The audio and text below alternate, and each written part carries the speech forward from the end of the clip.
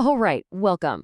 Before we dive into the nitty-gritty of ACMGEN308, we've got to lay some serious groundwork. We're going to build the professional framework that takes you from just a dog lover to a true dog expert. And believe me, this is about so much more than just a walk in the park. It's about a professional standard of care. Okay, let's get right into it. The very first thing we have to wrap our heads around is the huge shift in mindset this job takes. I mean, loving dogs, that's your ticket to the show. But being a professional, well, that's a whole different ballgame. So, what is it that separates a regular pet owner from a professional dog walker? This is a super important question, and let me tell you, the answer is about way more than just a paycheck.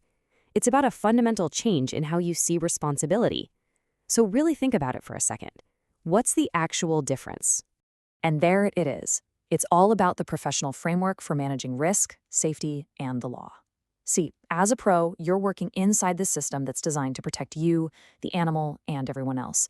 At that moment, you're the expert, and that comes with a level of care and responsibility that is just worlds away from what's expected of a pet owner.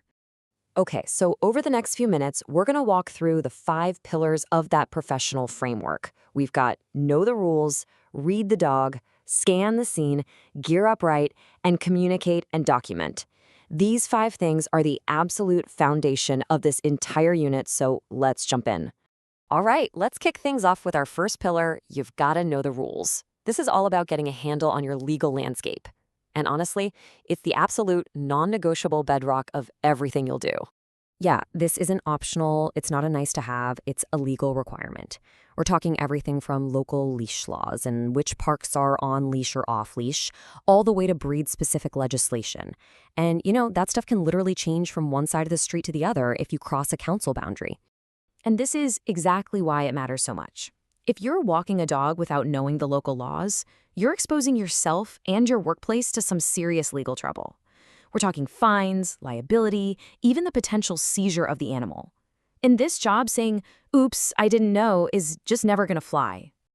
All right, pillar 2, we've talked about the external rules. Now let's zoom in on the animal itself. Remember, your primary responsibility is to the dog in your care. You're not just a walker, you're their interpreter. So, what is this dog trying to tell you? Every single walk has to start with an assessment. Think of yourself as a bit of a detective, always looking for clues. Your ability to read canine body language isn't just a skill, it's non-negotiable, and it starts the second you lay eyes on that dog. Okay, look at these signs. On one side, signs of distress, a tucked tail, that whale eye where you see the whites, heavy panting. On the other, signs of a calm, happy dog. The key thing here is how subtle these cues can be. They're telling you if a dog is anxious, maybe not feeling well, or if they're actually good to go for exercise. And this is precisely why this matters. Being able to assess a dog's health and emotional state before you head out the door, well, that's what separates a real professional from someone who's just holding a leash. If you take a distressed dog for a walk, you're not just being unhelpful, you're failing your professional duty, and you could make a bad situation a whole lot worse. Okay, so you've assessed the dog. Now for pillar 3. You've got to scan the scene. You have to read the environment you're about to step into. Because the moment you walk out that door, you're entering an unpredictable world. You need to have a 360-degree safety scan going at all times. So you're checking your route, you're looking for environmental hazards, things like poisons or broken glass, and you're looking for social hazards like other people or, importantly, other dogs. And this isn't something you do just once. It's ongoing. You're constantly monitoring. Why does this matter? Because you have to be ready for the what-ifs. What if a dog bolts toward traffic?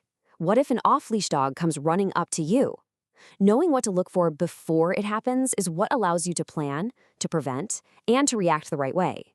You spot that off-leash dog a block away? Great! You've already figured out you're going to turn down the next street. See? That's the professional mindset. Let's move on to pillar 4, gearing up right. Let's talk about your tools. A leash, a collar, a harness. These aren't just accessories. They are critical pieces of safety equipment. Okay, picture this. A client hands you the leash for their big, strong dog and says, just so you know, he's a bit of a puller. What goes through your mind? What's your professional checklist right there in that moment, before you even take a single step outside? Your reaction can't just be to grip the leash tighter. Nope, you've got to run through a whole checklist. Is the equipment even right for a dog this size and strength? Is that harness or collar fitted correctly so they can't slip out? And you gotta ask yourself, honestly, can I physically manage this dog? Then there's having your supplies ready, waste bags, water, the works. And here's why this is so critical. Incorrectly fitted gear is one of the top reasons dogs escape while on a walk. And once that happens, the animal is at immediate, massive risk in a totally uncontrolled environment. So that quick check, it's not just a preference, it's a primary safety procedure. Full stop. Okay, our final pillar, number 5. This one brings it all back to the humans involved. Your professional responsibilities extend to your clients, and that all comes down to clear communication and really good documentation. So, how do you get the really important critical info from a new client?